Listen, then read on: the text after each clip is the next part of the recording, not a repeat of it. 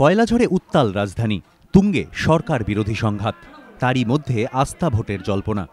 সাংবাদিক বৈঠক ডেকে কয়লাকাণ্ডে কংগ্রেসকে দুর্নীতির অস্ত্রে বিঁধলেন সুষমা স্বরাজ, অরুণ জেটলিরা। সরাসরি অভিযোগ করলেন ব্লক বন্টনে লাভের টাকা গিয়েছে কংগ্রেসের ঘরে। इस रेवेन्यू लॉस की नैतिक जिम्मेदारी सीधे सीधे प्रधानमंत्री की बनती है और इसीलिए हमने उनके इस्तीफे की मांग की है।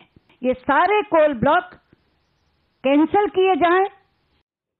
এরপরই জল্পনা তৈরি হয় বিরোধীদের মোকাবিলায় নতুন কৌশল হিসেবে সরকার আস্থা ভোটের পথে হাঁটতে পারে।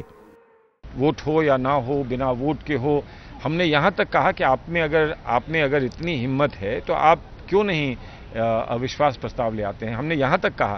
लेकिन किसी पर भी कोई हमें कोई सुलझा हुआ कहीं भी किसी पर कोई रिएक्शन या रिस्पांस नहीं मिला है।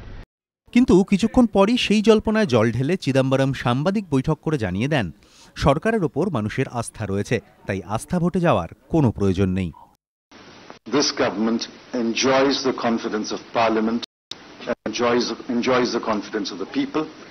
একই সঙ্গে কড়া ভাষায় বিজেপিকে আক্রমণ করেন ইউপিএ 2 এর 3 মন্ত্রী। তাদের অভিযোগ, বিজেপির আচরণে দুর্বল হচ্ছে গণতন্ত্র। One of the honorable leaders of the opposition used the words "mota mal." Well, I think such phrases should be avoided in a civil discourse on an important issue.